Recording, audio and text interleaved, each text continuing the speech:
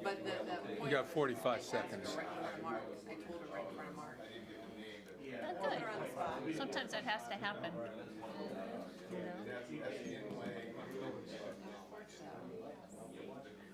Yeah, let's.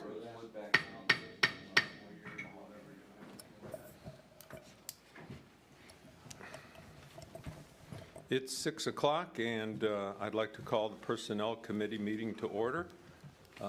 We have one person that's absent today. Christina West is not able to be here.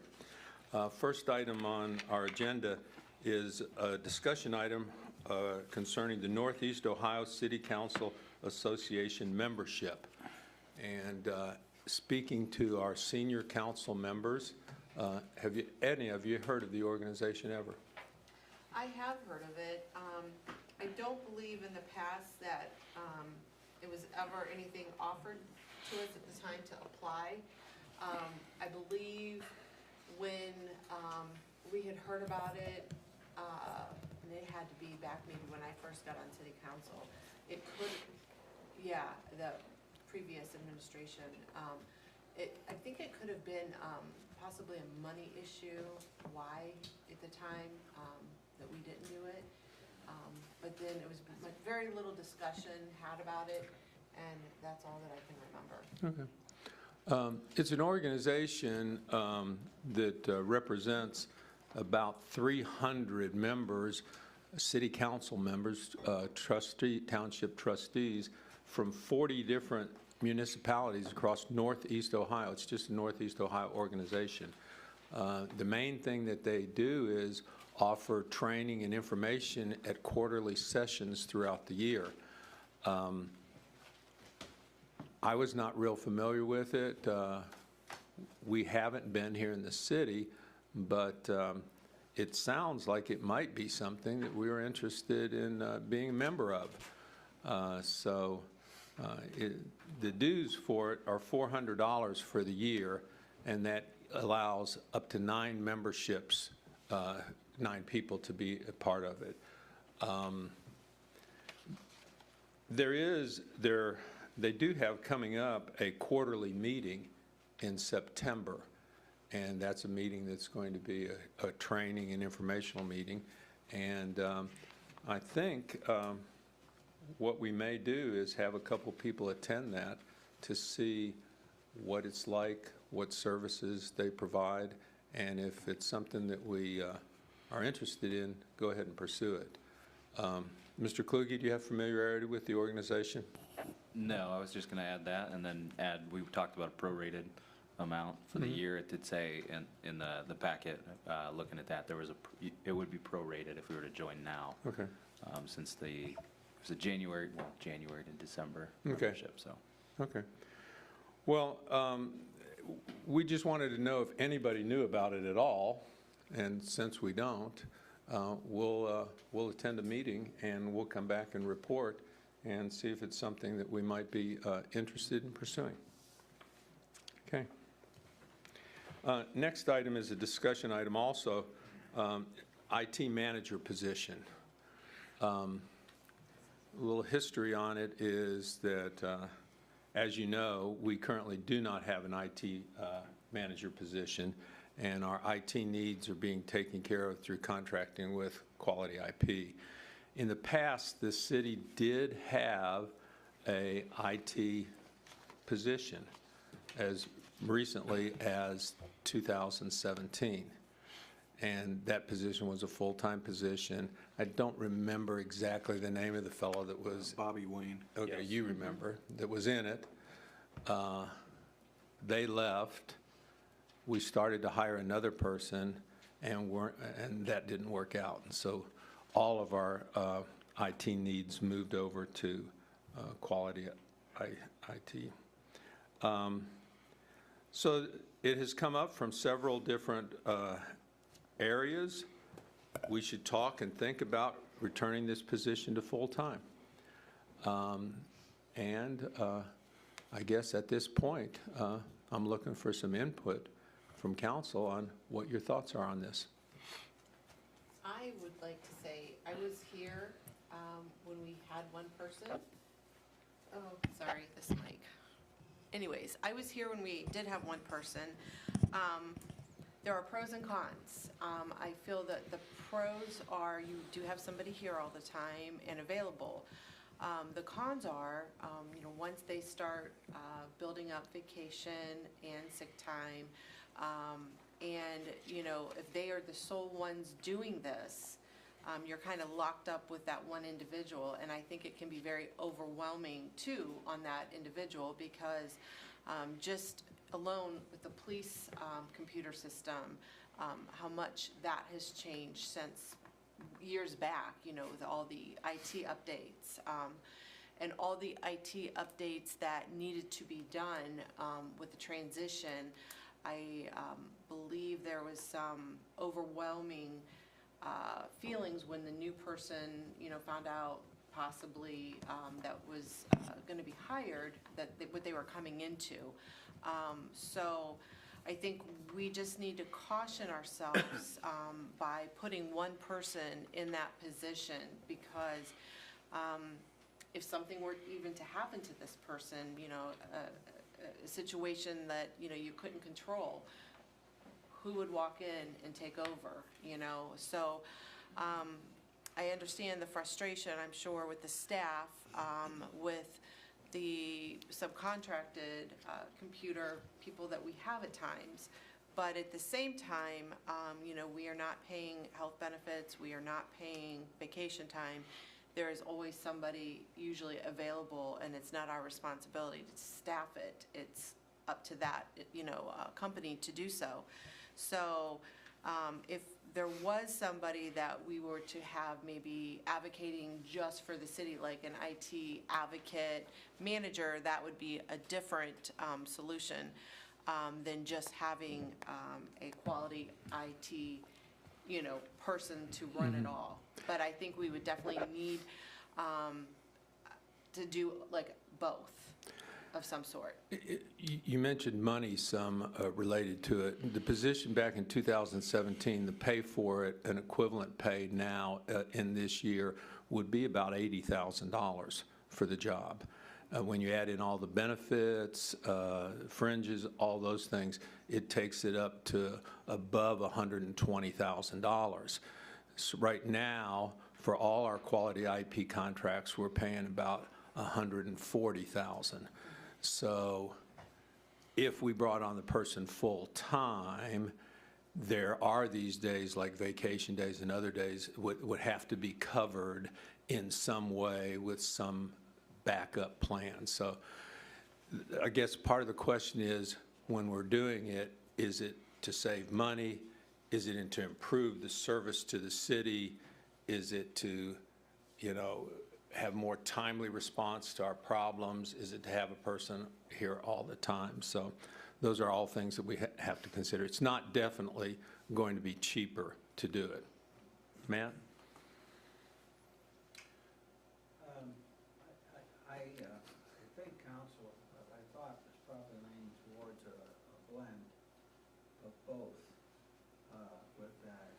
And I don't think we can do that without spending more money.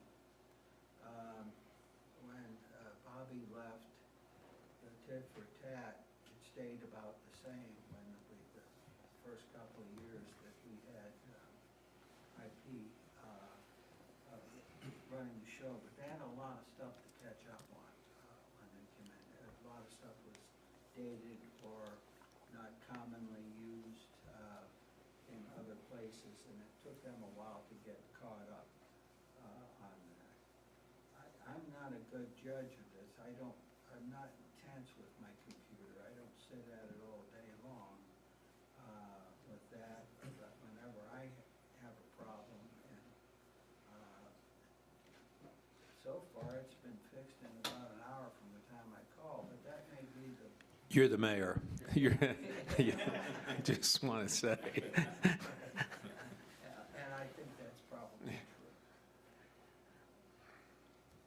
And that's, I want to just jump off that, because I think Yes. that is kind of how I see the position, as kind of an advocate for people here who are 9 to 5. So I'm looking, Kay, Bob, the mayor, Brian, and Chelsea, are they being served at the highest quality that they can? And just through the, not putting them on the spot, but just hearing through the grapevine and talking to them about, the printer issues or Wi-Fi, quarantine folder, whatever those things are, it doesn't seem like there's, not that they should, but there's not an understanding of all the IT issues that are going on, nor should they have the responsibility of, dealing with them. So I know that Quality IP is here 2 or 3 days a week. Brian, you said, the tier, public safety first, and then kind of the City Hall seems to be I don't want to say bottom tier, but the next tier in terms of responsibility. So Mayor, to your point, kind of a person that is a blend of, someone here that can be an advocate on behalf of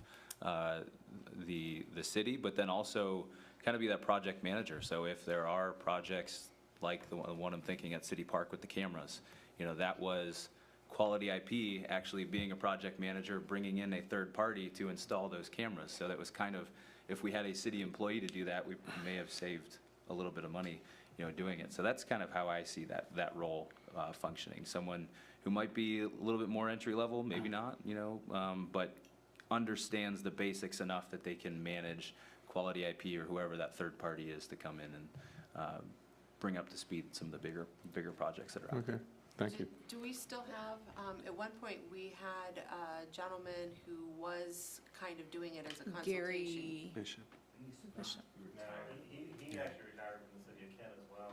He's gone now? He worked. Okay, I was unaware of that. Yeah, Okay. it was a part-time position. Yeah, I But- remember that. I think the road forward, because coming up next summer, will, that will end the current contract with Quality IP, and, Quality IP may not be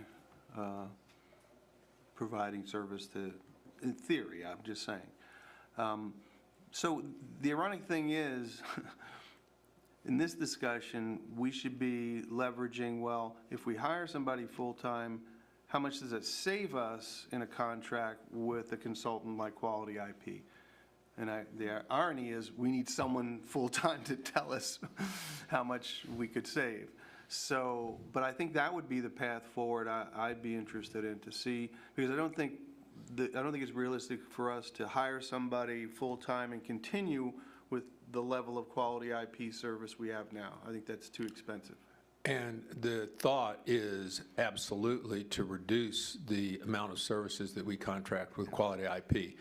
The extent that we could reduce them, like you say, is a little unknown. Right. But the Quality IP contracts, it's 2 different contracts that we have with them, Brian? We Well, have a bunch of them. We have one main contract which services their actual support, but they do have another one where they, like, we pay for the software and all that kind of Okay. stuff. But that's for like Microsoft 365, Okay. the phishing stuff that we do and all that. The main one is the support The one. main one that we were talking about earlier, that's, about 11,000 and some change per month is the main Quality IP support contract. That includes your servers, that includes support, that includes, anything that they do, like along those lines, but Mhm. that's their service only.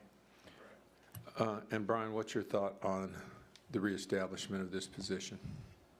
Well, I've seen enough, I guess, issues within City Hall, the rack, just everywhere, that it would be nice to have someone kind of guiding the ship, I guess. That's what we see.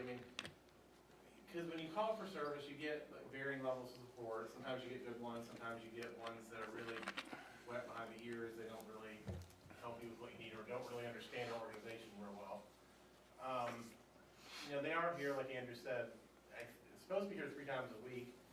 We don't see them in this building that often, though. They're usually stationed over in the police department. I have asked them to start kind of making the rounds a little bit more recently, but I just think, there's a lot of things that we need guidance on. Like, for instance, when we had those servers, we're kind of struggling trying to make a decision on some people I talked to over in Kent, and our limited knowledge, and like, okay, I guess this is okay. But we don't really know the best answer to these things. And not that you're going to hire someone who magically can know everything, but they're going to have a better idea, and they'll be able to research. They'll have contacts they can, get with and try to really come down to the right answers on some of these things. And then we're going to be, if we're looking at city halls, doing a new city hall soon, we're going to need somebody to really guide the ship. Yeah, QIP can help, and they can do some stuff, but they need someone to really guide the ship and who's really standing for the city's interests. QIP may or may not on everything, but you need someone who's really your employee, who's gonna really look out for the city and the security and what's best for the city itself. So, you know, having a third party run all that, it's a little awkward, I would say. And I believe that if this person would be hired, after a while, would need an assistant or someone similar, because what Amy mentioned, I mean, you know, I don't wish sickness on anybody, but if someone's off for something like that, for, say, a week or two, whatever, vacation time, different things like that, and you think, okay, we need help with this now, I believe that's where you need a backup right now. Yeah. Or an assistant that's to that particular person. Okay, thank you. Mr. Finney, do you think the city would benefit from a full-time IT director? Yes. And the reasons for your belief on that? There's been multiple times when we know we've been going through upgrades with Quality IP, and internally, we didn't know where things stood. We've, in my years, we've seen 4 or 5 new phone systems come in, and that's one of the items that they don't deal with.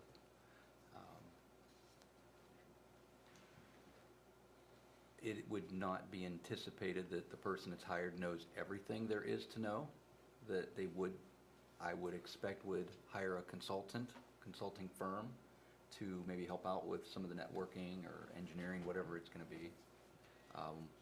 With the new police, fire, city hall that we've been discussing, there's gonna be multiple servers. Police, fire, city hall, 2 different locations, granted on the same campus, but, you know, there's just a lot of moving parts. It's obviously not a position that is going to ever make money. It's not intended to make money. It's more of an efficiency position. So obviously, there's no revenue generated for that position. I see the benefit to having somebody in-house. It wouldn't hurt to have even a part-time person as an assistant to run around and do the ancillary things, updating software programs, things like that. I know they can do it from their desk now, remoting into our computers, which is really nice.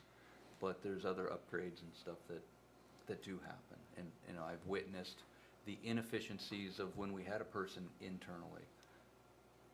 The inefficiencies when there was an assistant hired that wasn't given permission to do certain things. So I can certainly tell you how things shouldn't have been. It was, you know, Quality IP has done well for my department. They have. They have done well. Okay. There's always hiccups. Yeah. But, you know, in the end, it got handled, and, you know, we are still functioning well. Okay. So I do see the benefit, especially with the police and fire and some of these other ancillary items. Yeah. Right now, the 3 days a week that they're here, the vast majority of the time is over at police and fire, that police taking care of things. Kay, you're leaning back, but you knew I was going to come to you also. Your thoughts on this issue? I might be one of the rare ones, but I hardly have any issues with Quality IP. When I reach out to them, they get things done pretty quickly. If there's someone that can't answer my question, then they pass along to someone else that does help me. I experienced also, as Bob just spoke of, when we had the one IT person in City Hall, he had an assistant, but that assistant couldn't do anything without his permission. At the time, we couldn't even, if this person was on vacation, we couldn't even get toner for our printers. Right. If we needed it. He was the only one that would bring it over here. That was ridiculous. So I don't like the idea of just one person. So that's my opinion. I think it could be dangerous. Any other thoughts or comments? Just want to add real quick, the Quality IP contract that we have right now, if I understand it, there's tiers to it. So they could come in, if you were to, you know, increase the level of service from Quality IP, they could be that full-time maybe they're here 5 days a week. I mean, they could work that into the schedule, and I know Ryan has said that in the past. So just to add that to the Okay. conversation. Okay. There was a period where we did have problems that were reported quite frequently. And I asked him to come over and meet with me. And he was very blunt about it, that you can't have this. And your contract's going to be up for renewal. There has to be a change in what happens. And they did step it up so that we weren't having. Now, these things don't often get brought to me if somebody's having a problem with that. But Tim does monitor all of the requests for help. And it's sitting there, it looks like it's gonna sit there too long, he gets on the phone. Now, the other gentleman knows that I have him doing that, so we're watching. But where there was a problem, first of all, they came over, there are businesses who would not send the CEO over, but a lot of these are, been born of the last 15 years maybe. And their use, of course, we can't get along without it now. I think we need to continue to look for the right mix on this so that there's a lot gonna be going on here. Once we get moving, and I know Kent had their share of problems when they had to change telephones from one location to another. They had problems with servers and those sorts of things, and I think technology at sometimes is inherently a problem, but they managed to work their way through it, and they came into a real mess here at that time. But we're in a different age and a different need with that, so I don't have a problem. The decision is to get an inside person and use them for some of the more difficult things to deal with. I'm sorry, Tim, also keep in mind with this position, along with the salary, you're going to have to include the training and education, the continuing for this position, because we would also be responsible for all the different changes and upgrades that we get, providing whoever we hire with, a training education item line for that too. So if we have that person, we're going to be responsible too for sending them for education. Okay. I think what I'm going to recommend is that it looks like the sense of the committee is that this is something that we would pursue and move forward on. I just want to take maybe another time of meeting and talking during next month's committee meeting, and at that time have a few more of the details of exactly how much the contract is costing us from Quality IP, when that would start, when this one would start, and also flesh out, if we hire this person, the amount that we would hire them at, how much our salaries and fringes, just have some of those numbers a little bit more solidly, and we'll kind of finalize it next month. I really do feel that this sense of the council is pretty strong that we should proceed with the position. So we'll move that on to talk about next month. Matt, are you okay with that? I am, yes. Okay. Next item is an additional vacation week after 25 years of service.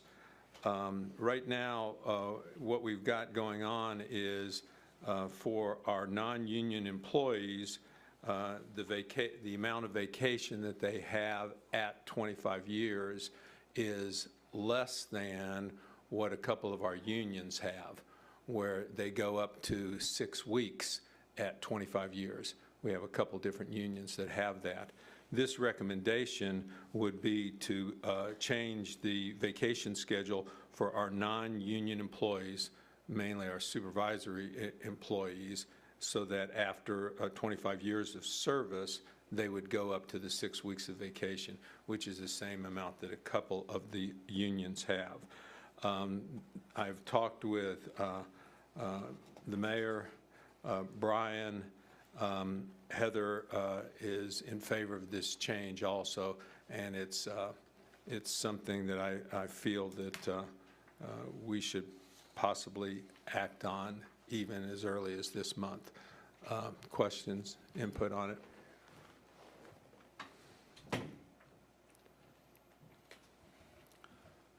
I would be in favor of it as well. Okay. Why only a couple of the unions? I didn't realize. Another union, instead of getting the 6 weeks at 25 years, they earn it incrementally. The 26th year, they earn a little more, 27th year, 28th, 29th. Mathematically, does it come out to 6 weeks or more after 25 years for those? By the time it gets 30 years, it gets to 6 weeks. But like, So they're out of sync. I mean, it's done differently, but they're out of sync. They're way out then. Way out. yeah. Okay, well, I don't have a problem with it either. My only concern is, and I'm going to bring up something I brought up when we were talking about the payroll ordinance, because that's what's on, in the packet. 260.02, vacations. We have a whole section of our code of ordinances that deal with employee-related stuff, and it is currently out of sync with the payroll ordinance. We never really resolved this. I think a simple resolution is to either have the chapter 260, the relevant stuff, and dispense with these, the yearly payroll ordinance, or vice versa, have a repeal of all these several sections. I don't know that all of them need to be repealed of 260, because they're getting, every time we do this, we're out of sync even more. Because it says, unless we change an ordinance to change 260.02, that just limits it to 5 weeks at 20 years, and there's nothing else, so. Yeah, and we had that discussion last year when we were passing the payroll ordinance, and we saw a number of places where 260 and the payroll ordinance differed, but you are correct in that we didn't address it. We moved forward with the payroll ordinance as is, and everything that we operate on comes from the payroll ordinance. So it is the difference. It possibly is something that we need to look at. Again, 6 months ago, we looked at it but didn't do anything with it. This year, when it comes up again, we'll have the opportunity to straighten it up or just leave it the same. And Brian, at that time, gave us even a little draft of what the payroll ordinance could look like with all of these other things. I did that. You did that, okay, sorry. Out of it, but it would require 260 to be revised extensively to cover all those areas, so. I did that because I met with Mr. Semino about this specific issue, and that was, his suggestion was that if we have a code of ordinances, that's kind of where it should be. Okay.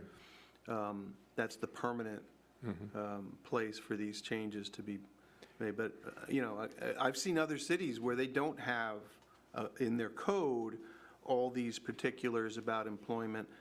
They just have a line that says there's a payroll ordinance. Ours just says that establishes the pay rate. Pay rates. Doesn't say anything else. So something needs to be done, but we can come back to it. Yeah, and so I will acknowledge that we have a concern over that, and it's something that we probably do need to address, and that'll be coming up in November and December as we begin to work toward our new payroll ordinance. Right now, with this discrepancy and our attitude that our non-union employees supervisory should be able to get at least what the union has on it, I'm in recommending that we approve this and move it forward. Matt? I agree. You're okay with that? Okay. Cliff? It's, Where's our IT guy when you need him? There. IT person needs to come in and look at that. I just had It's a good. question for the non-union that are supervisory. What are their sick days that are they even also with the union, or is that something that needs to be evened out also? Do they get sick pay? Yes, of course they get sick pay, but I haven't looked at it to see if it's the same or different. I'm assuming it's the same. I believe it is, I think that's Yeah. clarified. Yeah, If not, I was just thinking, well, you probably should just change one, look at them change the both other. and get them all The only together. one that might be different would be your firefighters because they're on different shifts. but, Right. I mean, yeah. Okay. Okay, thank Okay, you. thank you. So why is the one union graduated into that 6-week? Because they negotiated it. Okay? Every Yeah. union Okay, well, kind of They negotiated it. Okay, well, Right. No. Every union negotiates no contract. Sometimes vacation time's more important to them, sometimes they want to go more for health insurance, or they want to go for more, what's that? Wages, right? I mean, so different things are more important to other certain unions, they'll push things. Instead, if you look at it, it's like each year. well, I didn't know how it came about to that. That's the Yeah. only reason I asked. Yeah, yeah, they negotiate them individually. Thought if I didn't ask, then Yeah, don't know. Sometimes it's something simple like that that turns the trick in negotiations. or you've traded that for something else in another section. Okay, so we're going to move that forward, Matt, okay? And then on the next item we have down there, management update. Mayor, anything? Well, we're gonna have some other positions to fill. I should let you know that Kay has decided to retire at the end of November. That has to be approved by council, doesn't it? But we will have that position, and depending on whether we go inside or outside, it would create another vacancy somewhere else. So these are things that we need to talk about also. I didn't really want to get into that till we were into September, Okay, which isn't that far away, but she just got back Friday. She was down talking to PERS. I think she bought a new set of golf clubs. And is headed to the leisurely life with that. But I think in addition to that, we also have to make a decision. There's more time on this as how we're going to handle the finance director with that. So these are things we need to be thinking about and discussing them like we have been here tonight. And where we have these idiosyncrasies, if they need change, we need to do it. What we have to be careful of is if it's part of the negotiated agreement, we have to take that into account and get an MOU or something along those lines. Okay. So, thank you, Mayor. And Personnel Committee adjourns at 6:33 PM. Thank you. Okay, 6:33, I'm going to call to order the Public Health and Safety Committee meeting. I just have one item on tonight's agenda, which is pretty simple. It's applying, we already applied for this because it's the Ohio Ambulance Transportation Program. So now, and we did receive the grant. So it's going to be applying and accepting. And I'm going to let our chief, who does very well at finding these things for our department, I had no idea that this type of an incentive was still going on for the employees out there, anywhere that are in healthcare, but kudos to you for finding this for your men, and I'll let him share the good news. So ARPA, which is the American Rescue Plan Act, they put out just a few weeks ago this application, and through the state, they pretty much announced all the departments that would be potential recipients of $20,000. The city of Ravenna happened to be one of those departments. The deadline for that grant was this morning. So I kind of had a, which way I go, I talked with the mayor, and he says, yeah, So the money actually goes to the personnel that have served the department through the 39 months of the pandemic. So it started in January of 2020 and ended in April of 2023. So they left it to the department, which ultimately falls on me, to figure out how you disperse that $20,000 amongst your personnel. Fortunately for me, it's kind of easy because I kind of have 20 personnel in a sense, so it makes it kind of easy.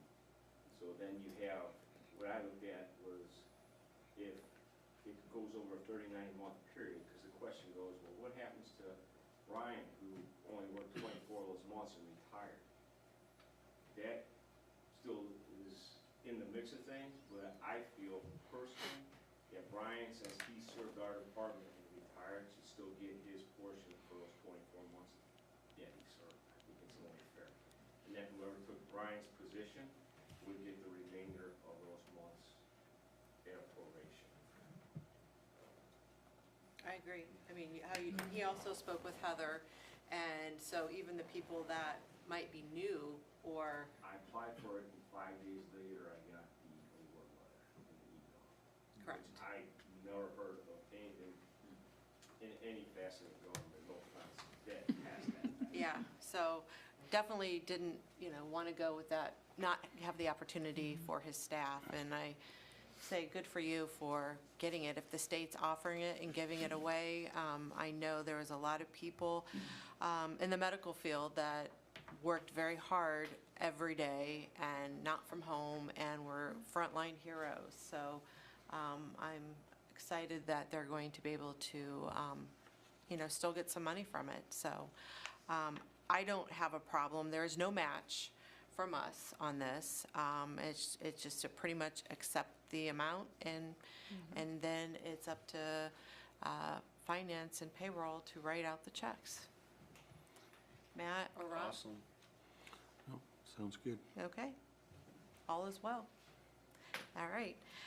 So we'll move that forward. And the other thing I did want to say under management updates, first of all, I want to say I don't know if everyone saw that in today's paper, the press release, and obviously, as you see, maybe when you were coming in, that our Ravenna Police did have a successful day today. Looks to me like it's allegedly a drug house by one of our schools that was taken down today, and I'm very excited. I think the amount of stuff that is being uncovered and the safety forces that are going after this, I'm very excited, and it's more drugs off the street. So I just want to say I'm glad everybody was safe during this, and I'm glad that it is cleaning up areas in the city that are needed to be cleaned up before, especially next to school, because, that alone to me is, needs to be done sooner than later.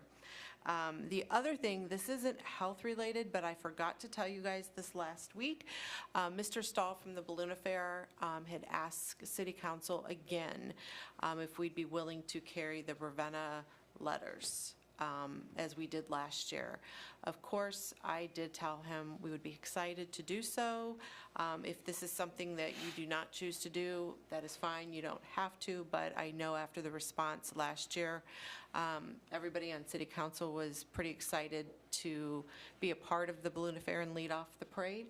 So just opening up that invitation that we were asked again to do it this year. So I will provide everybody with the information. I think the setup is pretty much the same in the location, but for a definite time and location closer to the date, I will let everybody know, okay? All right. All right, Mayor, did you have anything else to say? Just to add to that, I got to talk to Mr. Short in the past week or so, and they really believe the Balloon Affair is back on the upswing with this, and they're crediting the younger guys are taking over, and they're being much more aggressive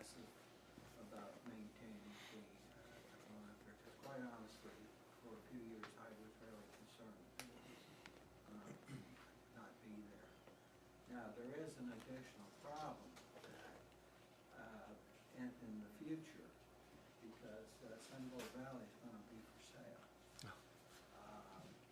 And, they're hoping that Horseman buys it, or a public entity buys it for a park. I think that's what I found out about it. And I'm not promoting anything, I'm just giving you the lay of the land, because to move the stuff that they have at Sunville, finding a place to put it right now, could be a problem with that. But we can't let that, we'll have to make it work. Absolutely, and I'm sure the dedicated people they have and the community will do whatever they can to make it work. The Viles has done a nice job over the years, but like everybody else, they're getting tired. Right. So, I just wanted to give you that information. The chief and I are working with the process with the ISO, and we fully expect to remain at the same level that we were at. But quite honestly, I really want to work to get this where we move up another level.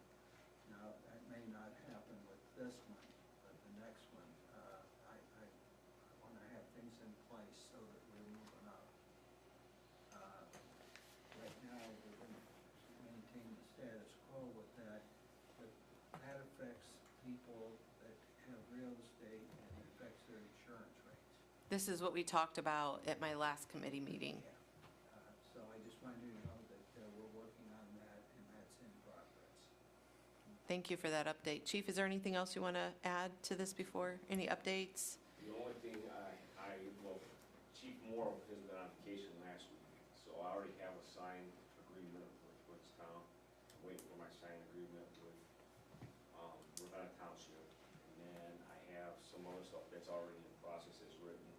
The mayor sent a letter to ISO for a retro plan. And then we have 90 days, well, 60 days to send it in. But I plan on having it done by the end of this week.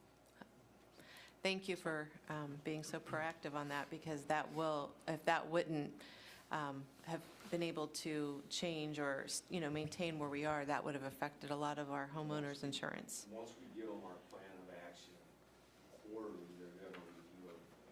The good about it is it's not a quarterly, cycle, and not which bad for house fires, but that's what they're gonna look at primarily, what our response structure is for house fires. So if we don't have anything, it's kinda hard to. There for a while, we were having If we quite a bit. haven't proved anything, because we haven't had it. Right.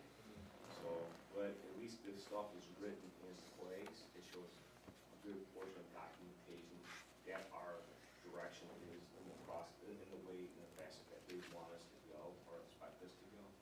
So, we're on board. Okay. All right, it is 6:42, and I'm going to go ahead and adjourn Public Health and Safety. Thank you. Okay, 6:42, I'll call Streets and Sidewalks Committee meeting to order. 3 items on the agenda this evening. First item is the 23-24 SALT agreement. This is an annual agreement we do with local entities. This year, it looks like it's going to be the Village of Manaway, Maplewood Schools, PMHA, Ravenna Schools, and Ravenna Township. And this agreement will allow those groups to come into the city and purchase road salt through the winter months to salt their properties and roads. They come in, they load up, they weigh out, and then they pay for, they're billed for the amount of salt that they use. So it's an annual agreement. Any questions? Move it forward. No, I'm fine. Thanks. Next item is the RFPs for the fall tree planting.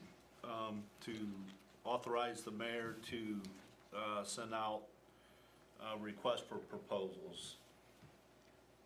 So, and again, this is an annual thing that we do through Shade Tree Commission to keep the street canopy healthy. Any questions? Pretty Yes. straightforward. I have a question. Sure.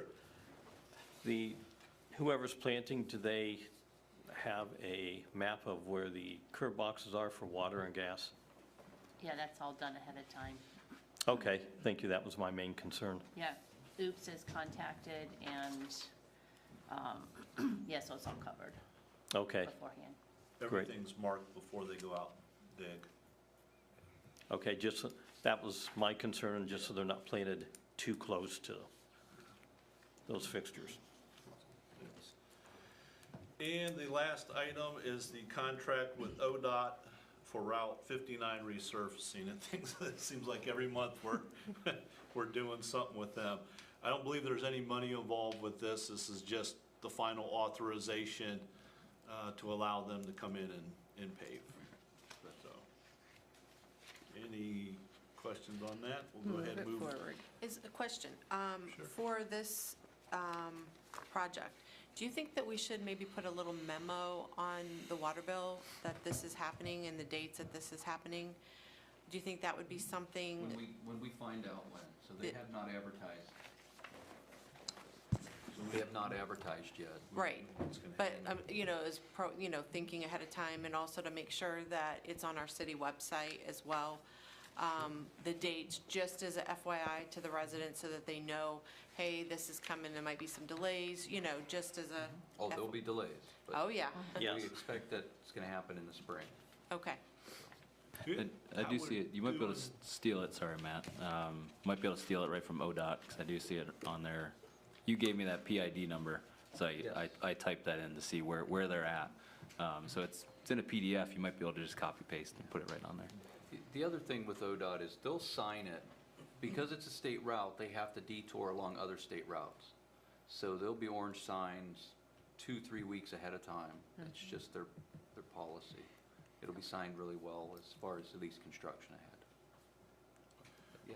Do we know how we're doing with variances from the Madison towards town that we were trying to obtain?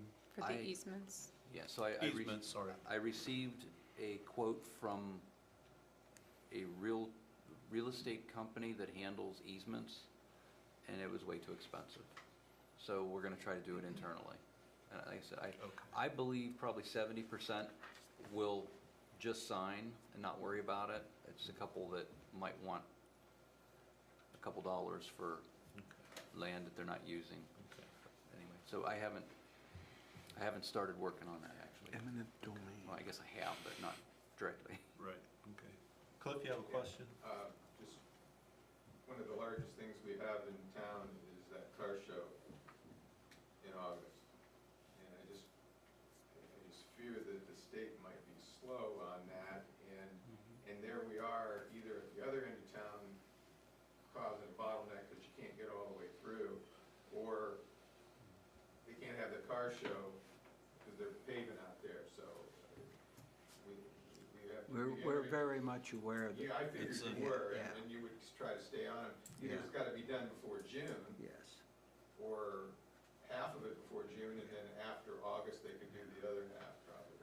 I'm a little disappointed that some of the stuff that we're doing, I would love to have seen it done before schools opened, because if we go do North Chestnut Street, there's gonna be some traffic problems with the buses.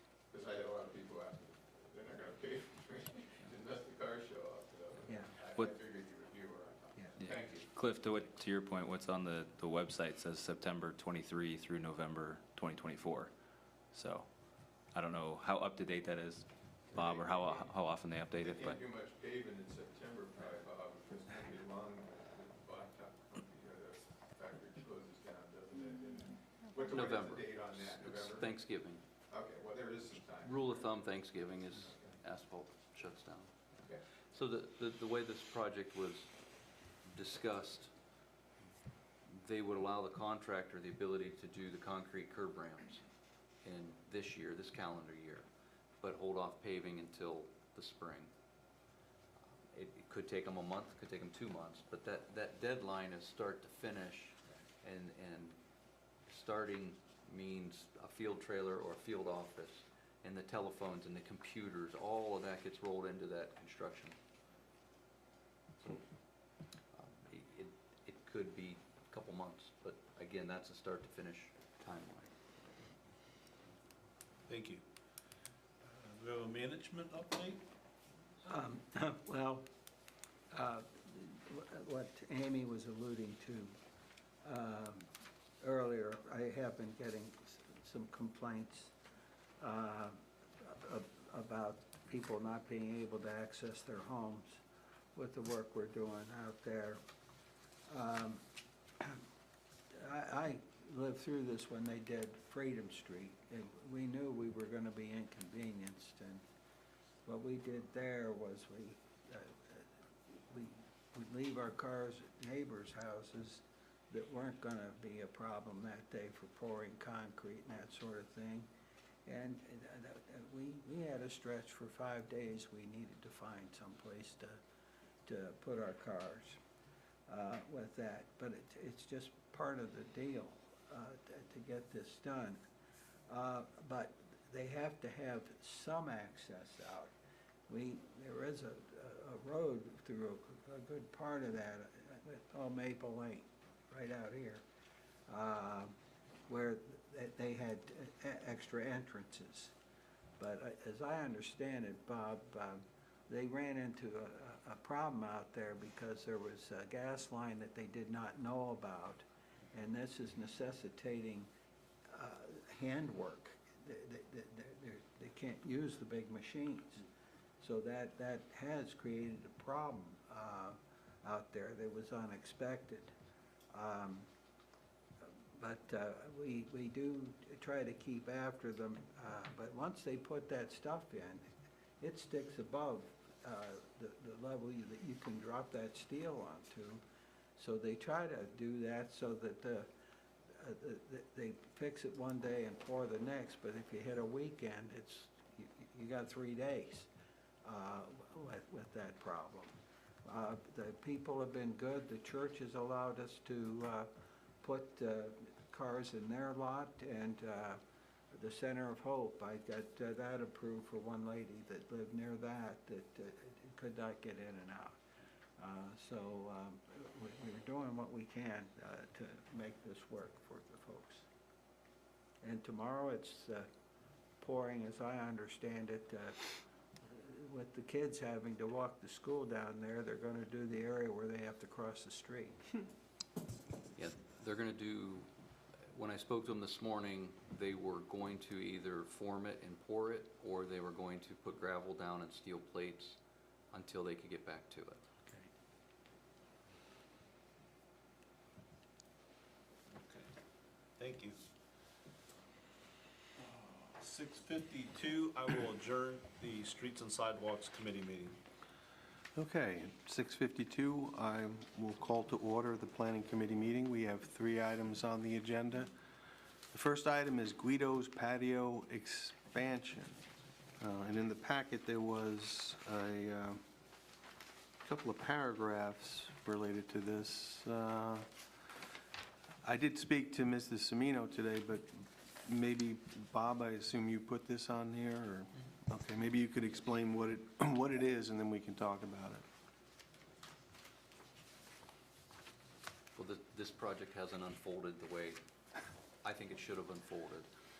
It was discussed, but there was not a tracking sheet submitted. So there's a tracking sheet submitted so council can take action one way or another. There's been a couple things discussed. First of all, there's an issue with water getting into the basement of Guido's. So this project needs to be moved forward.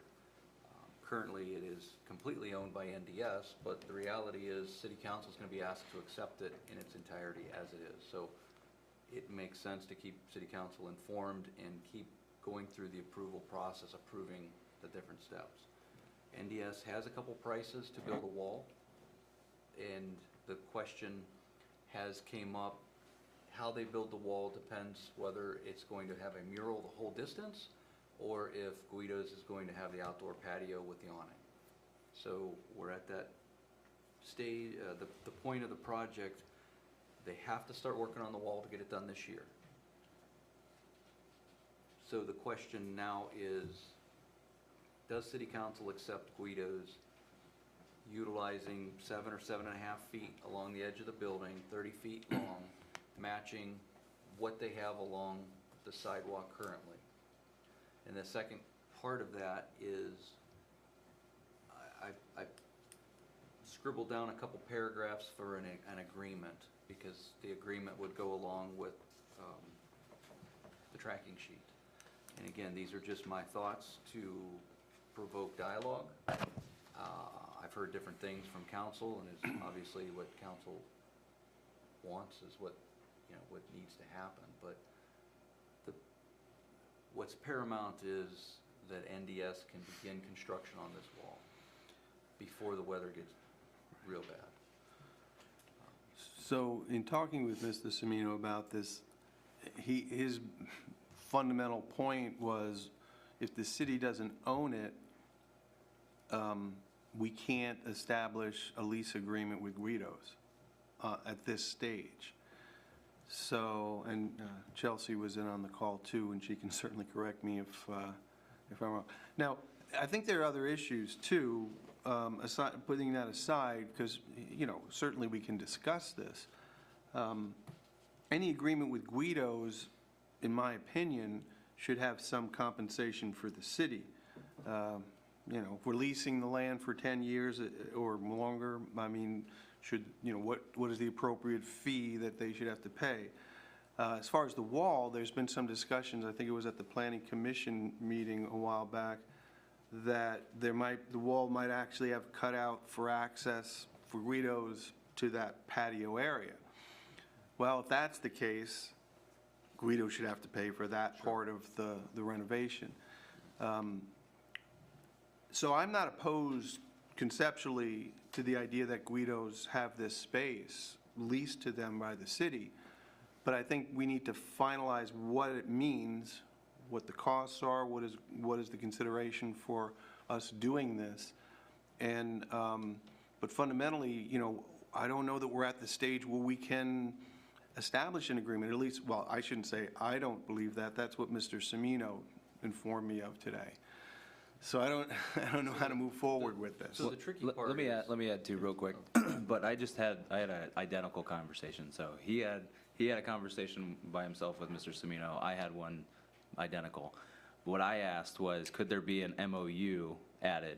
Because he is saying, if the city doesn't own the land, they can't lease, lease it. But if we check the box, to your point, council is in favor of Guido's being there, that 7 by 30 footprint, then BOGO and NDS can then move forward with the wall, move forward with the project, and then hand over the property to city council. My suggestion was that if there's an agreement, whether you call it an agreement or an MOU, whatever the terminology is amongst council, that is what they want, number one, check that box. And then number two, I'm suggesting that, excuse me, that you, Mr. Finney, the mayor, possibly Brian, Semino, and possibly the chairman of planning, sit down with Guido's directly and just have a direct conversation about what that lease or compensation could look like, and then present it to council, so that it's clear what is expected on their end too, because they're obviously not here. So getting that buy-in, but for now, I think yes or no with council with Guido's, the 7 by 30 section. I agree with Rob, what you're saying. It's kind of a chicken egg. You know, we're putting the cart before the horse, whatever the analogy is, with this, but the project needs to go on, I think, in some fashion. And I would just like to add that Guido's has already committed to any expense involving the expansion of that patio and anything that goes along with that. The question on how to rebuild the wall was the material that was to be used, as to whether to make it acceptable to put a mural on it or not. And also then on the flip side, as far as compensation goes, I think if we are going to consider compensation required of them for the use of this, it needs to be similar or the same as their current requirements for the front patio, which is city sidewalk area, and any other establishments that utilize the city sidewalks for a patio, we need to kind of look at all of that. Yeah, I don't, do we have, because the last time we investigated, we couldn't find an agreement for the sidewalk. No, it's just the planning meeting minutes, I believe, that we had. So we don't really have, There was, Exactly. but I would argue, though, this isn't the same as a sidewalk issue. I think putting this on the side of the building where we're building a park, I think has different implications. So I don't know that but to say it has to be the same, I don't, and we don't have an agreement, so I don't know what to say about I that. think it's just the city helping businesses thrive. Exactly. And I don't see that, I mean, I think that with the other, businesses that do have, some of the, aesthetics out front, I think it's a way of helping small businesses. And just like we help the big corporations that come in, we do Exactly. incentives, we do things to help Well, them. But those things are formalized. Those incentives Well- are statutes by the state. We can formalize the usage of Right. the area without having to charge our small businesses downtown to be able to expand and enhance Well, their. This is city property. I'm up here because I'm representing, the taxpayers. It's their property. I don't think it's up to us to pick winners and losers downtown or anyplace else in the city and say, we're giving you this. But And we're not 'cause giving it, Go we're ahead. allowing them to utilize it as long as Guido's. Yeah, but it's enhancing their business. They will, if they're not going to make money from doing this, then they wouldn't do it. So. It's also I helping think- to keep an eye on the park area and keep Well, the that's area not their clean. business, and I don't know But that that's going to happen, but it's just fundamental to me. I think if this is going to be a lease, it should be a standard lease. I'm not saying we're going to soak them, don't get me Yeah. wrong. I mean, but I think they need to But the pay other their fair thing share. too, it's a tax base for the city with the employees that they do And it's have a bringing more people yeah, they into have a the city significant to amount of utilize our employees, too. downtown businesses. So I'm It's not an saying, enhancement. right, I'm also saying that we are helping a business that employs a lot of people, that brings money. A lot of that- business. To our tax base. Yeah, well, a lot of them do. Should we be Well- giving away land to other businesses? It's not, I don't think we're giving land, We're we're not allowing them to giving. use it. Yeah, Well, and I think, exactly. Again, coming back to the point, with, yay or nay on the Guido's 7x30, if we're okay with that, and then the second step. Right, I agree. If you, Yeah, I'm if you're perfectly okay willing. with meeting with Mr. Semino, Bob, I think the mayor, and possibly Brian, and then bring in representatives from Guido's to have that conversation, I think that would be a good idea. Well, in good second NDS, step. they actually own the property currently, so I think they Well, that's a probably good need to point. be in on this. Yeah. But again, I'm not opposed to this conceptually, but I do think that there needs to be adequate compensation for this. Did you want to say something, Cliff? yes. Yeah, I've had a lot of people come to me about the bidding process. If we were doing this as the city for $179,000, we'd have to have a bidding process to do that. Is there a bidding process going to happen over there with NDS or not, or do they have to? Because I don't know. in the end, it's our money there too, and then we're going Right. to end up with it. Is there a bidding process there? Hey, Cliff, real quick, not to interrupt, sorry, but can you check that microphone just to make sure it's on? Battery must be going, Is because I it- kind of read. Now I hear it. is there, Cliff, you asking if there's a process for NDS to solicit bids? Yes, he was asking about the wall. Yeah, they have solicited bids. Oh, okay. And you said they had two potential? He had, yeah, Mike Okay. Bogo stated he has two bids, correct? Okay, so I guess the answer is yes, they did put it up to Okay, bid. Yeah. It's a simple question because we have to go by the rules. I didn't know if they had to go by. Yeah, I don't know. They're I don't know nonprofit, if they so- do or don't, but they did anyway. And, that's the funny thing about bids. We always say, well, do you have to? Well, you don't always have to, but it's always a good idea. I mean, whether you have to or not, make it competitive so you're not, just going to one contractor. Yeah, because it just keeps everything above board. Right. To see, Right. so who gets the contract and there isn't any question.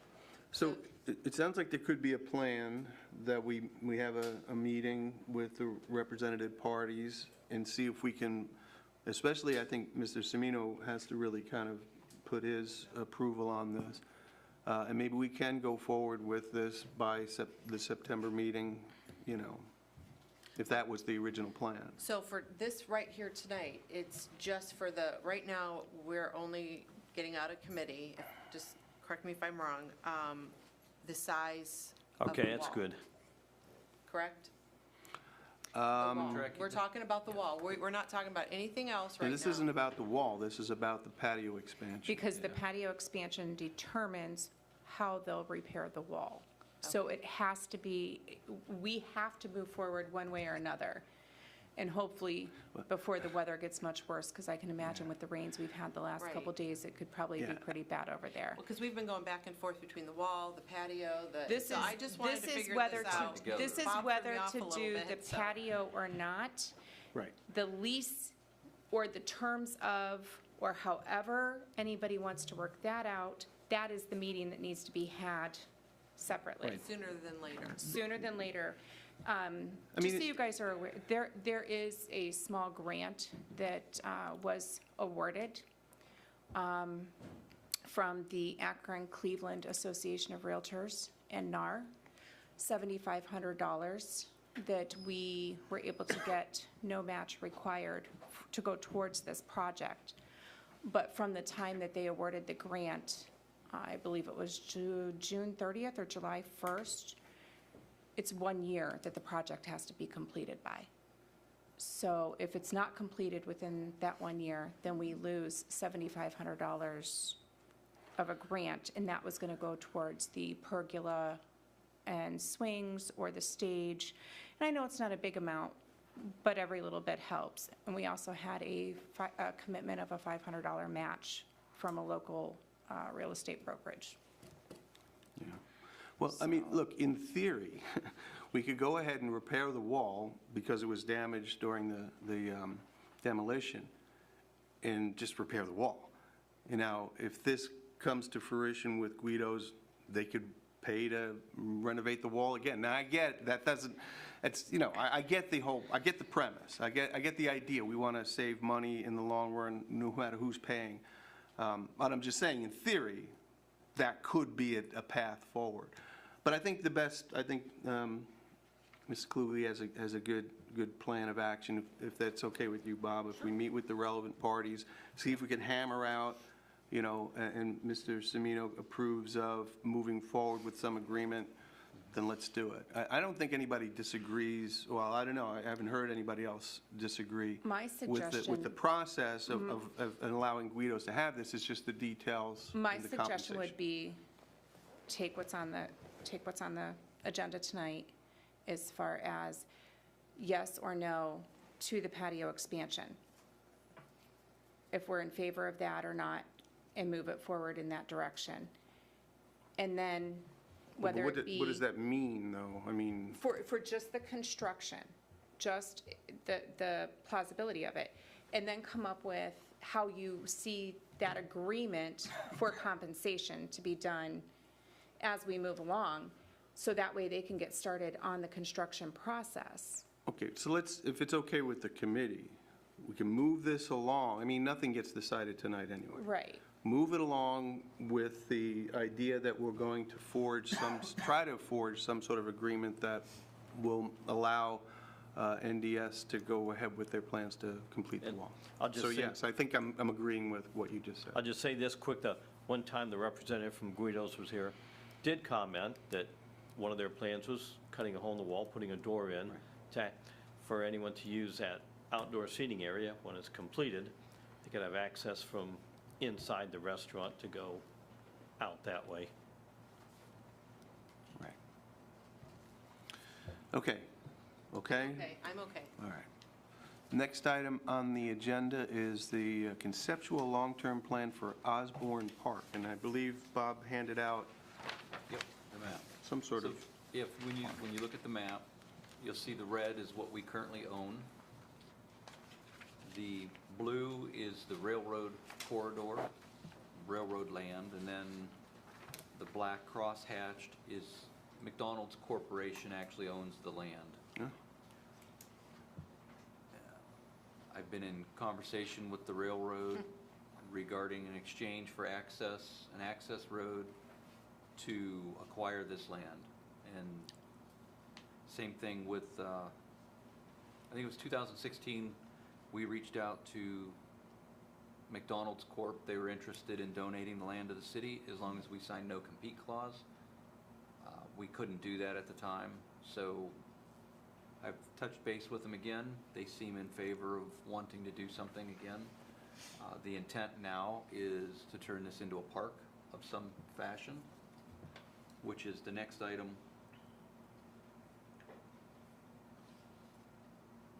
Now, they tied together. Gaining access to the two parcels turns this into over a 5-acre parcel.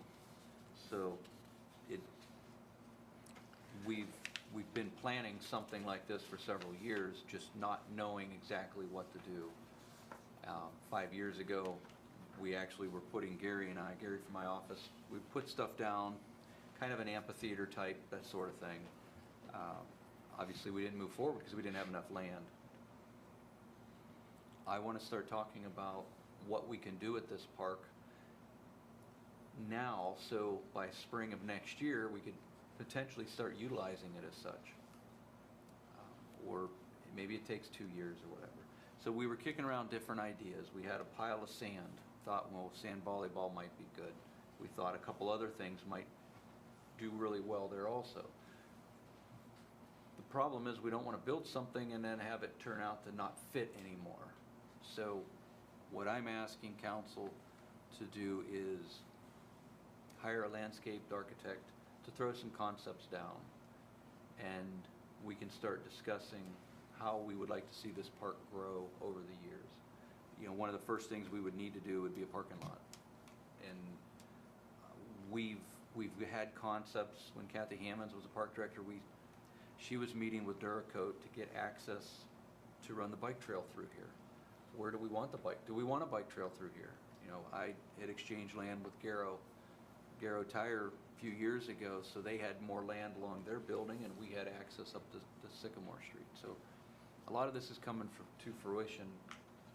We just don't know what we want. So you did say that you were able to now have conversation with the railroad? Absolutely. Because for a period of time, they weren't Correct. budging with you at all, from what I remember, so that is positive. It's very positive, yeah. And I also believe, so the railroad has landlocked property, and I think they've kind of just forgotten about it, meaning it doesn't matter to them, and they're not, it takes too much effort for them. Now, we're in the driver's seat with them. We're not in the back seat anymore. We have leverage, so they're communicating well with us, and I think McDonald's will. If we had a plan that, I think they would accept it even more to say, yes, they are making a park. They're not going to compete with us. McDonald's would benefit tremendously from it. So, you know, I don't know necessarily that we would need to even currently build a hard stage. What I saw the motorcycle shop do when they brought their own stage in, set it up, they brought, you know, their own generator and band in, and it was a very, I'll say, classy stage. It was mobile, and it worked out really well. Judy's currently using the lower field for soccer in the spring, so they don't beat up the field out at Peck Road. So these are the things that, you know, and Judy and I this morning talked about an ice skate, something ice skating. Can that happen? These are the things that we want to discuss. There's obviously fees associated with it, but what don't we have that we could provide?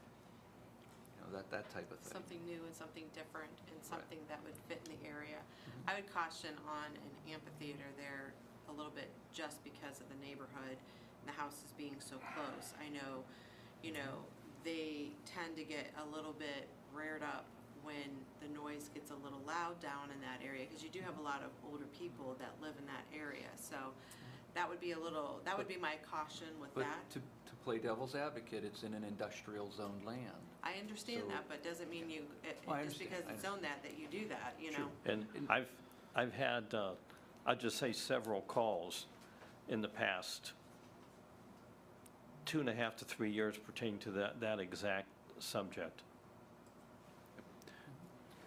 And so a lot of these things, you know, and I am not a planner, I'm an engineer, but we all visit different towns and we see different things, and quite often I ask, can that work? Can we make that work?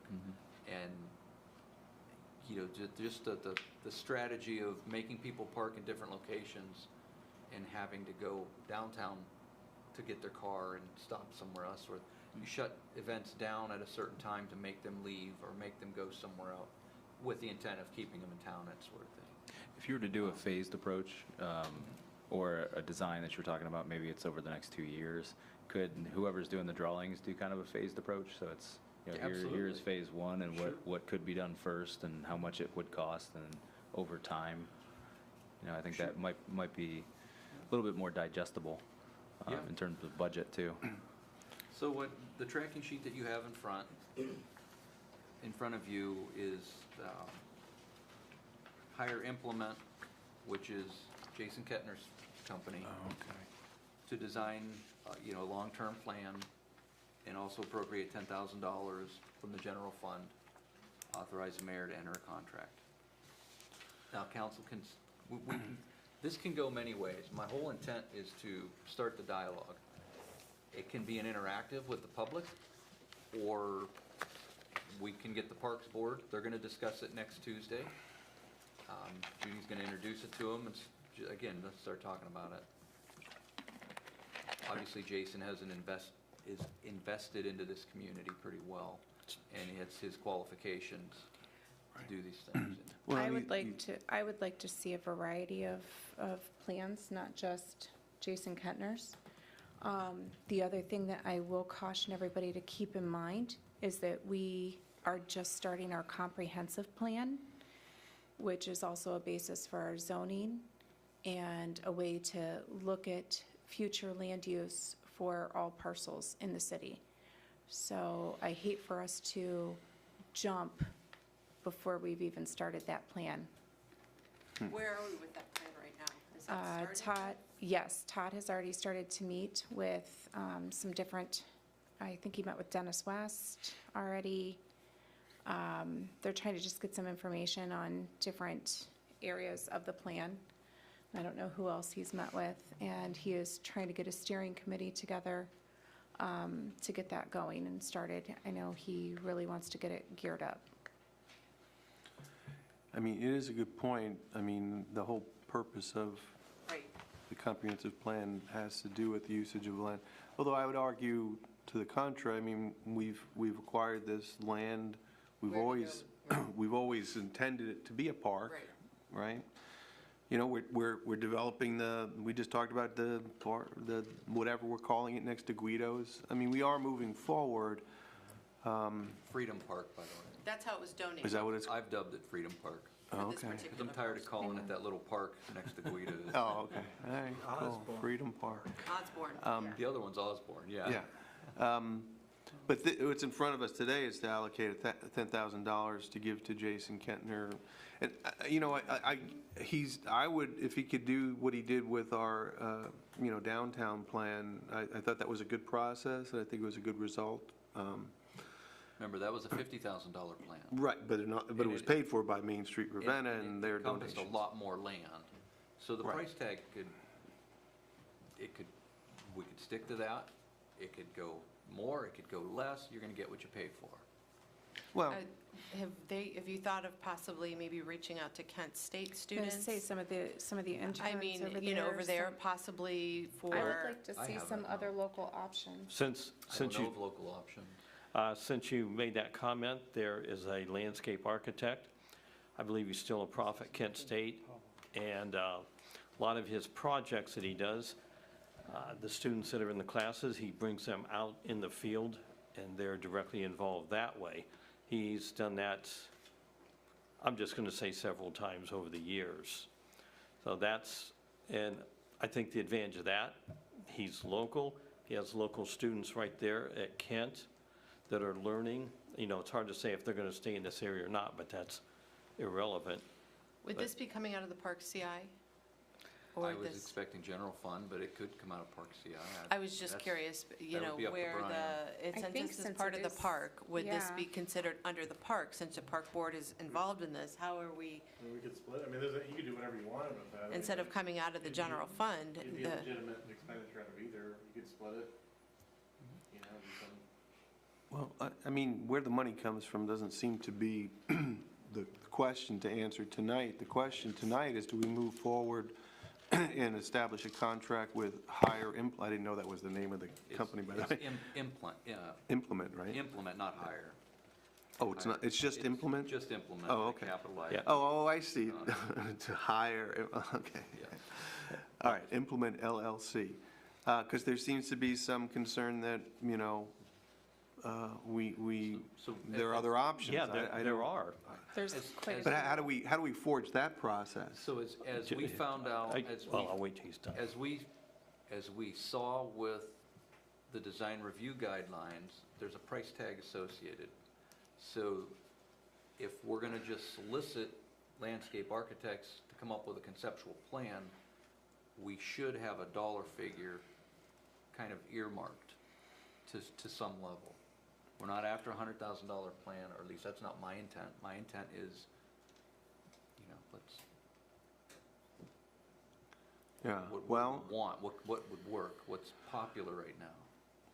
well, at this stage, Well- it's really the, I'm sorry, go ahead, Paul. No, I didn't go mean to ahead. cut you I- off. No, you I was going to started say the first. process would be for the committee to figure out what we want to do, but we want to get your input before we Okay. discuss that. Well, I had seen what Charles Frederick has done, and I'm not going to repeat what I mentioned. He has done some work at the cemetery. It was very well acceptable, and the nice thing is, he did bring his students there. That was, I believe it's a great way to instruct when you can do that, and I'm just surprised nobody has contacted him to see if he has an interest in this project. That way, it's not just picking someone each time. So I think it's a good time, I mean, not a good time, a good thing to consider him, or maybe there's someone else in the area. Well, that's the point. I mean, right now, what's on the table is whether we hired this one consultant. Is it, you know, do we want to do what Bob suggested, put a request for proposals out there and go through a longer-term process? Maybe that professor will be picked, maybe not. It's a little more complicated process. We're not talking about a lot of money here. And you've already talked to Jason about this is the amount of money he would? No, I put that number out there. Oh. And as we discussed, that number, it depends what services we want provided is Well, yeah. where that number's gonna be. Mayor, do you have something that, I mean, as far as this, I've got a lot of ideas and they're driving me crazy. what, We're getting into a little bit of politics here. okay. I'm not a fan of that. The Osborne Park thing, I don't have a problem, and I think, Paul, you're referring to the fact that the Main Street, I brought a gentleman in. He brought his classes over, and they worked on signage. Yeah.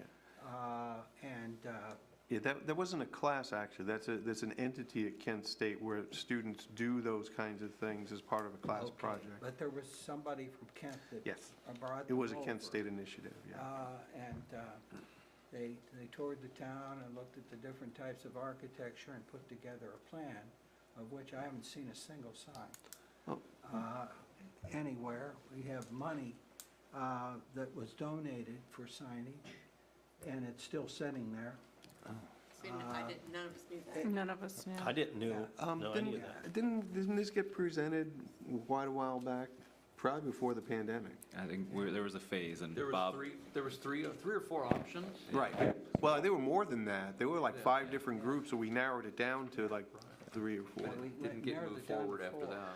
Yeah, I don't know why it died on the vine there. I don't know, we brought it back up, and I believe, Bob, you correct me if I'm wrong, but there was a phased approach to this, you know, that you wanted to, and I see the lines, the painted lines for the bike lane on Cleveland Road, so I see that's done, and then the stoplights there, Cleveland Road, Sycamore and Highland, so that was the other part, and I think right now, we could, correct me if I'm wrong, but knowing that, and could we just add that, you know, for the next, how do you want to see this in terms of a phased approach? Because at the time, it was ordinances around signs, making sure that you had I'm kind of getting us off track, so I apologize. But with this, there was an ordinance around signs, and then we wanted to make sure we were bringing everything under one umbrella, and that's what that concept was supposed to do. And I think when I brought it here, Matt, I think it was on your committee, I brought 1. I didn't bring the 4, because we just wanted to talk yes or no, and that's when we got into the weeds of ordinance phased approach to your projects. 3 or 4 other entities wanting to put signs downtown. Right, And I think right. that's where we all got stuck. Is there a policy to limiting all of these groups? I think they're starting to narrow, It seems like it, Yeah. but with that. So where are we with that? Is that happening or not? Well, I mean, was- is this- it- We're getting, yes, city council would, it's my opinion, city council would say, yes, we want signs downtown. I was always told when streetscape was done, council at that time said, we don't want signs downtown. So Too much that's clutter. why we don't see them, other than municipal parking, and that sign's pretty faded. So, Well, Matt, let me request this then. Let's add this, I want to add this to your agenda for next month, and let's discuss this, and we can come to the table and figure out a timeline. Because I'm on board. You know, from my interpretation, it was just waiting through the projects to make sure the bike lane was there, the intersection was complete, and now I guess the wrench or the other thing that's thrown in is Freedom Park, if you will, or and Osborne. So I'm on board with the signs downtown. I'm fine saying that. I just want to move forward with it. I think, Rob, getting back to your point, the conceptual plan, I think there's 2 questions then. It's either yes to the $10,000 to implement, or yes to an RFP going out, and that would lead to another question for me, but yes to an RFP going out to get landscape architects to come up with a conceptual drawing for this Osborne Park area.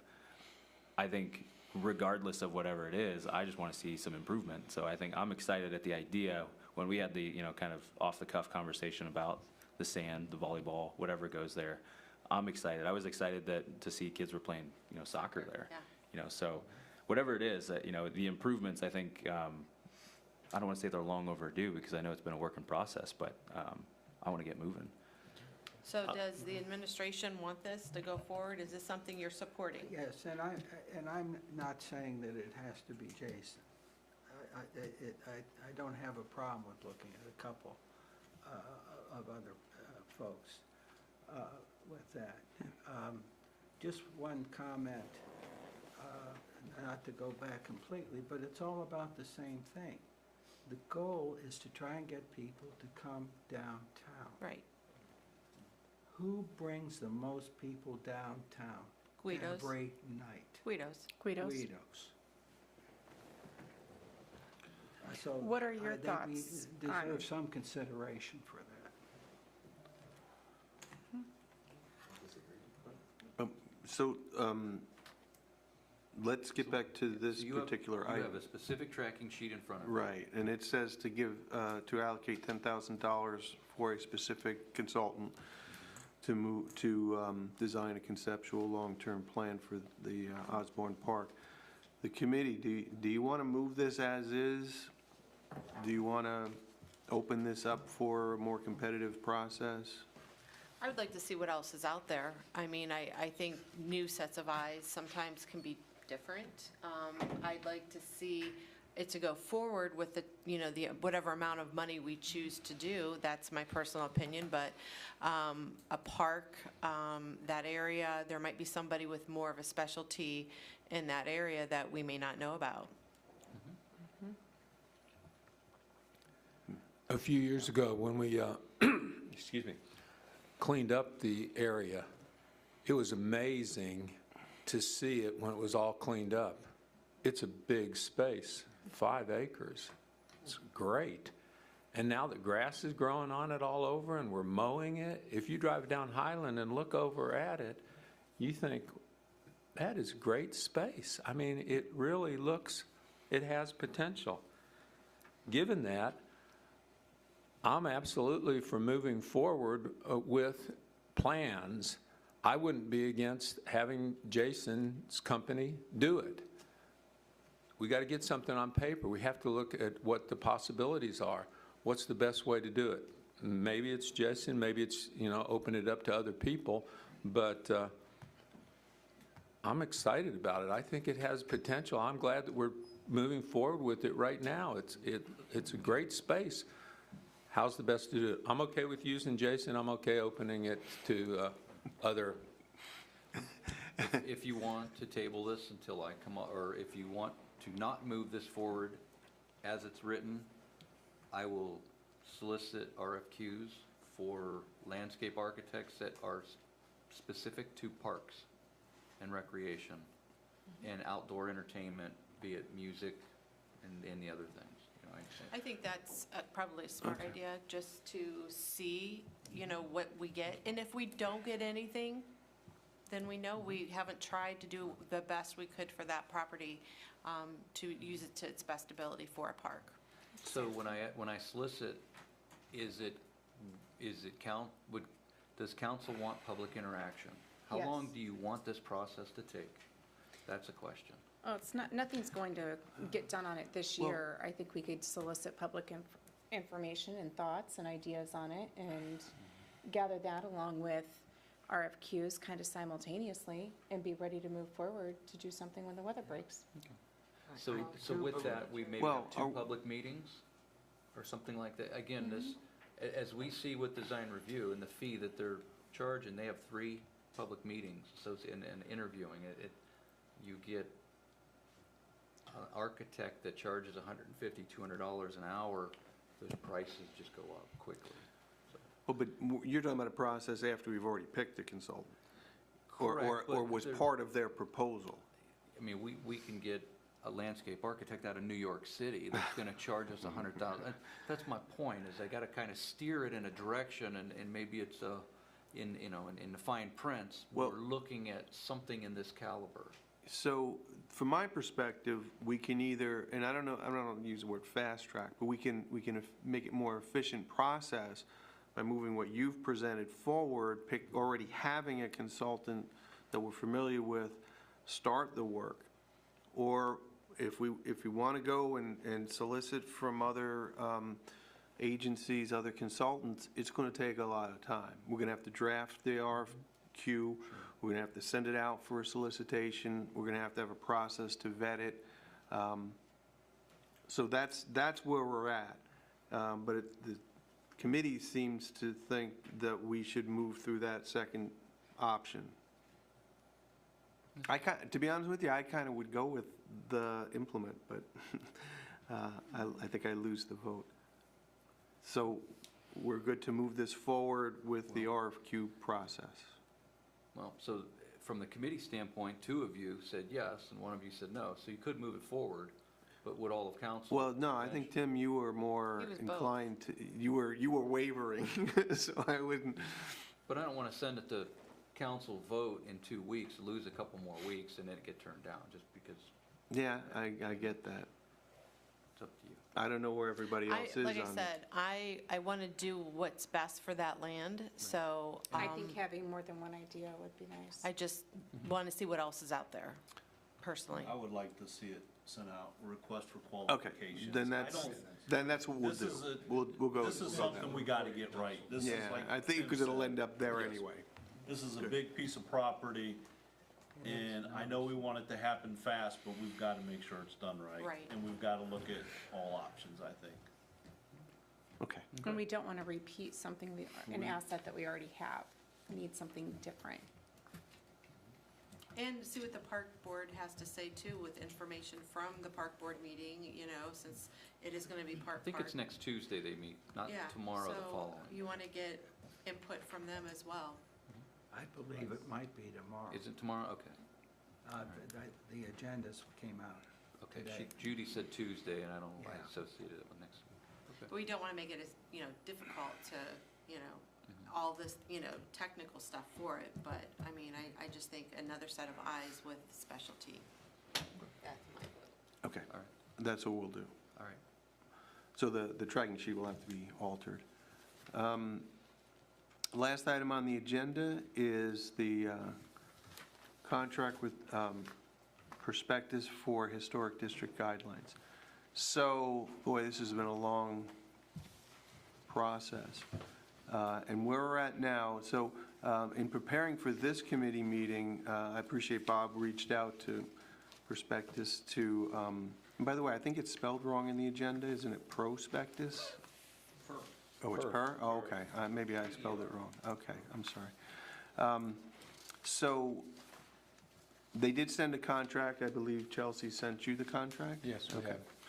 So it took a little coaxing to get them to commit to what they had originally put into their response to our RFQ. But if you can look at the fee section, it does say that the base fee is $25,000 and then the reimbursable allocation is $2,500. They do put additional services, and those are optional, and you can see what those fees are. But I think what we're committed to doing is keeping this at or below $30,000. So they've done that. So this is just a matter of approving this contract with them to do the work. We good to go? I just had a question under reimbursable expense allowance. They have, item 1 is that services not indicated above that are required to meet grant funding requirements. And we have a grant paying for 2/3 of this, and I didn't know if we knew if there were additional things that needed to be done. You do not anticipate any? No, because I anticipate doing those myself. Okay. Yeah, that could add additional expense. Right. For doing that. I just want to make sure on that. I have no other questions besides that on it, though. Okay. Yeah, you have a comment from the, Oh, I'm sorry, Larry? Larry Salinas, 123 North Walnut Street. You're planning to hire consultants that are architects. Do we have an architecture problem for them to work on? Not that I know of. I was told it was a conflict of interest for the chairman of the Design Review Commission to even recommend them because they're working together at Riddle Block 9. In the last Design Review Commission meeting, he stated he hopes to convince them to recommend that they give Design Review Commission control over the brightness of the lights in the historic district. We already know they want to be the paint police. Every additional guideline will make it more difficult for merchants to get approval of new signs and succeed in business. We should hire consultants that care more about people than buildings. CT, specialize in planning and economic development. Do we have an economic development problem?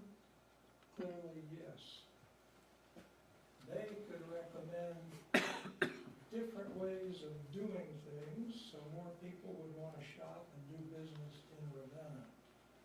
A delay in switching consultants would be preferable to hiring the wrong consultant.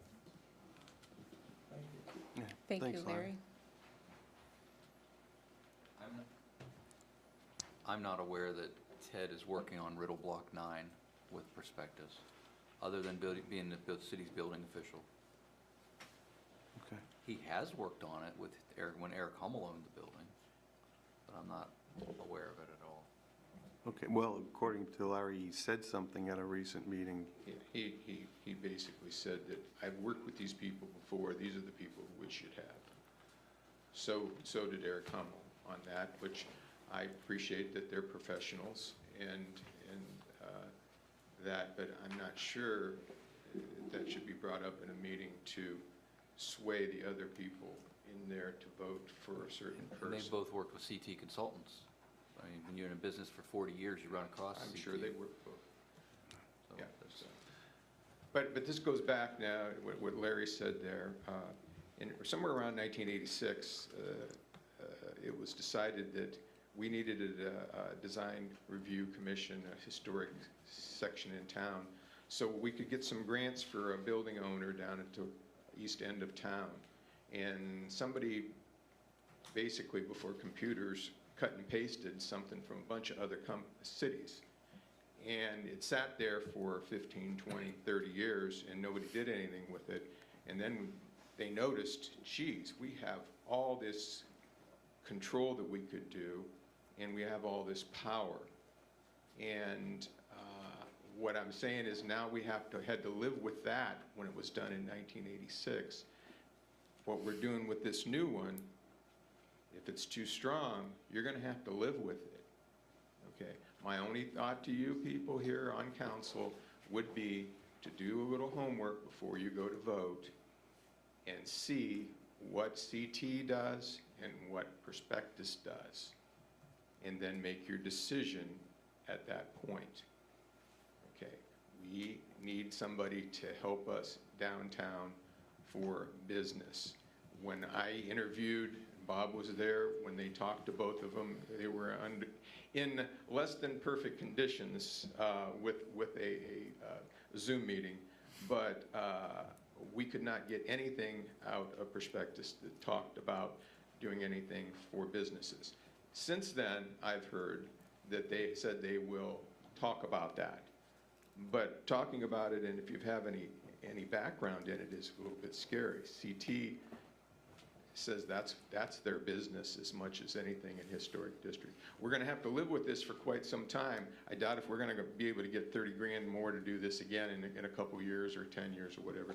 It's just do your homework and vote accordingly for the business people in Ravenna. So if ordinances get changed, city council has to vote on those. So Prospectus or CT can recommend changes. It's going to come to city council Sure. for approval. Yeah, it So won't, it it's- isn't written in stone, Right, but it's not before written that in comes stone. in there, but, yeah. But we've dealt with this for over 2 years now. We need to move this forward. We have a grant And- to move it forward. Yeah, and I City mean, council will get to decide in the end whether they want to adopt it right. as an ordinance or not. Or Yeah. change it? Or pieces and parts? Sure. Pieces, parts, okay. Yeah, Whatever they want to do, yeah. And just so we're clear, I mean, council did already officially approve the selection of Prospectus as the consultant. Now, had something changed, that could have opened the door for reconsideration. But at this point, we're tying all, the pieces together here, and this is the last bit of it, which is approving the contract after we got the grant with this company. And that's all we're aiming to do with this initiative. So are we good to pass this on? You okay? Okay. Well, then, is there a management update? Well, I'm still in the place I was when I interrupted a while ago. Okay. With that. First of all, I take exception to the fact that there's no economic development going on. You guys got to get off of Main Street and get out and get around. It's not just downtown. We're talking about that. Yeah. You've done wonderful out there, but Well, and Dennis has done a very good job. And continually, every day, he comes up with something new to try. So, and we're not the amateurs at that anymore. We've got good people to work with that. I'm anxious to see, and this council can do this. We've got a lot of stuff that we've got in the hopper, the plan. We got this thing across the street that the whole idea from the beginning was to try and find the way to get more people downtown. You're not going to do it with one thing. It's going to be a collection of things that turn the trick on that. With that,